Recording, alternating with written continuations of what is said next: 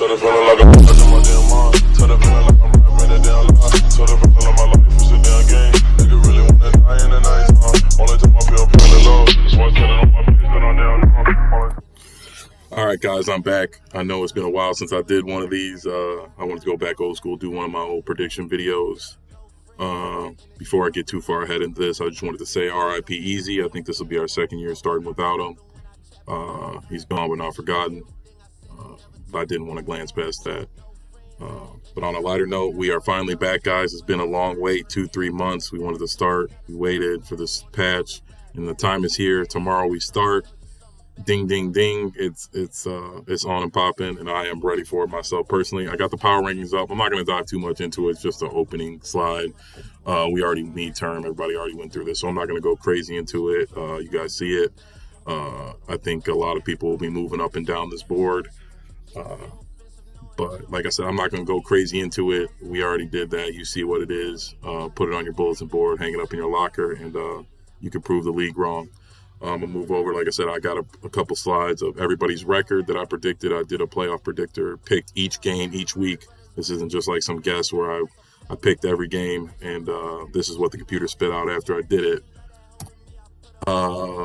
All right, you see the AFC playoffs up in the right. I got AFC, both AFC and NFC. I got Bills, Ravens, Chargers, Jags, Packers, Giants, Panthers, and Cardinals all winning their division.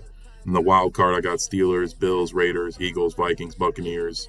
And there was like a 5-way tie for that last spot in the NFC. So if my predictions are right at all, it's going to be a very eventful year for the NFC. Like I said, I got everybody's record up. I'm sure a lot of people aren't going to like seeing those crooked numbers next to their name.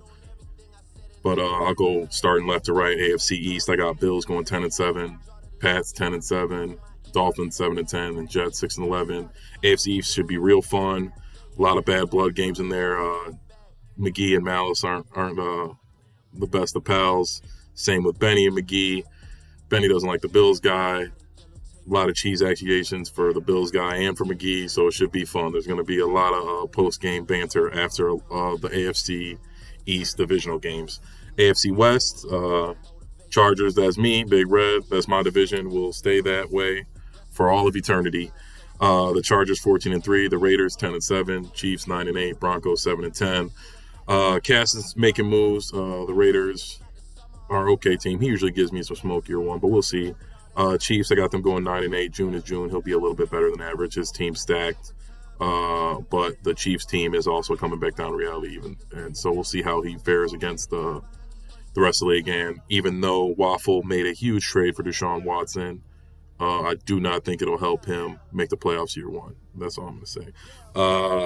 AFC North, I got Ravens 12-5, Steelers 11-6, Browns 7-10, and Devo Poppy Bayboy, who was a hot topic of discussion today with his trade with Cass, going 0-17. Based on what him and Cass were saying in the chat, I don't think they'll like seeing that. They'll say he's going to be much better. We will see. To start, the Steelers, I don't think they can match up with the Ravens. I have the Ravens winning year one, but I think it's just a waiting game to see if Term can get his quarterback, and then after that, I think he'll take over the driver's seat in the AFC North. Yankee, Browns are super stacked. Yankee seems to be getting better every year. He's making questionable deals about his future, but his team is stacked to start. It's going to be hard to beat him if he plays smart. And like I said, Devo Poppy Bayboy in the Bengals, I just don't see a win on his schedule. AFC South, that should be the dumpster fire division of the league. Grotty's got a bad team. I think he's okay. TP's TP. I think his team's way better than all those teams. Maybe not the Titans, but Strike's got the Titans, so he's dead.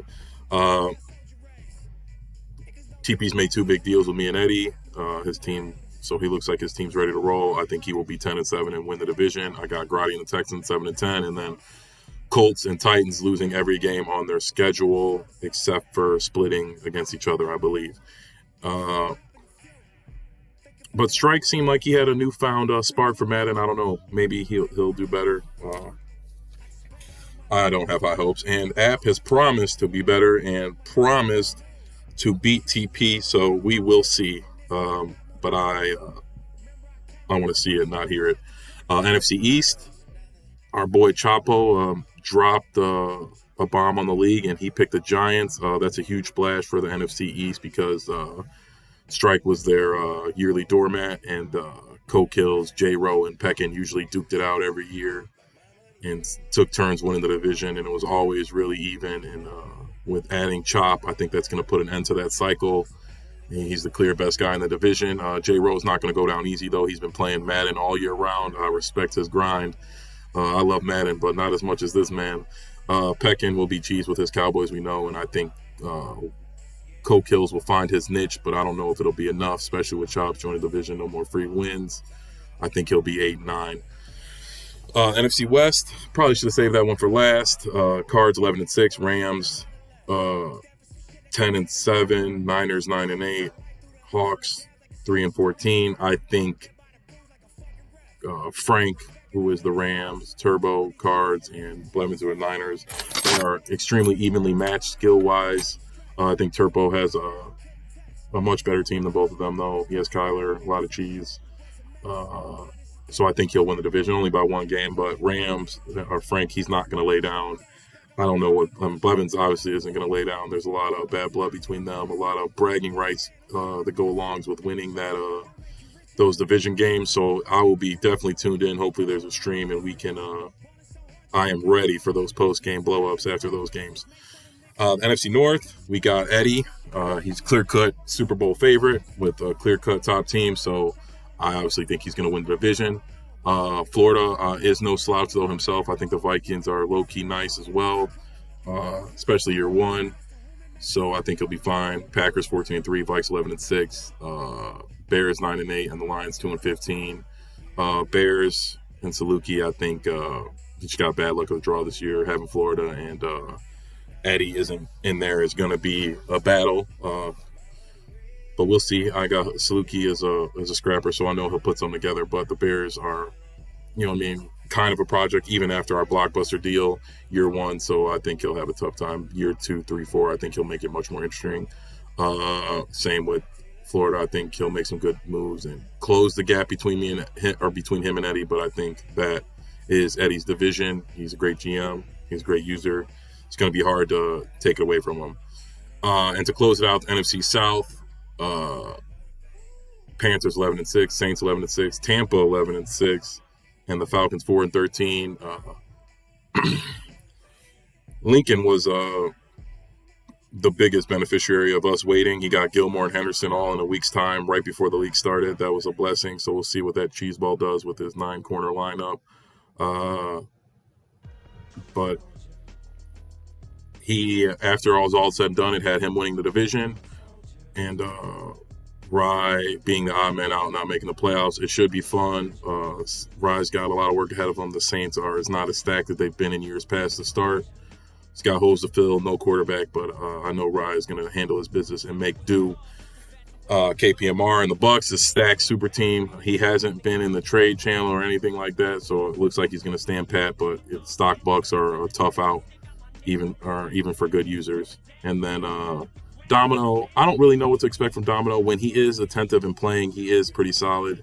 He's beat me in the playoffs before, I believe. He's, won his division, but in years past, or lately, the last just like 5 or 6 seasons, he's just been dead in the water. So I got him going 4-13, but he's closer to average than that. But I don't think he'll have a good year one. The Falcons team is atrocious. But those are just my predictions for the first year. Also didn't have my Super Bowl pickup. I'll say me and Eddie, with Eddie winning. I'll give you what I mean. I won't pick myself the winner. I'll pick myself to go, but we'll see how it goes. There was a bunch of trades. Blevins had a 20-piece monstrosity with him and McGee, where basically him and McGee swapped all their backup positions, it looks like. Me and Saluki had a banger. Herbert to the Bears, Justin Fields, Mac, Roquan to the Chargers. There's obviously much more involved picks, blah, blah, blah, but I won't bore you.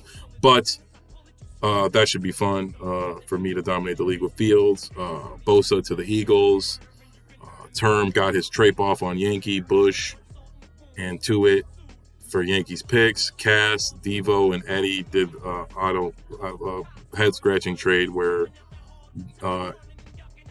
Cass and Eddie took Devo in the back behind the garbage can like Brock Turner did that poor girl, and they used him to get what they both wanted. But we'll see how it goes. Many more trades, you know what I mean? I put some down in the ticker. There's more, you know what I mean? I'm not going to get all into it. You guys will see me again mid-season, I hope.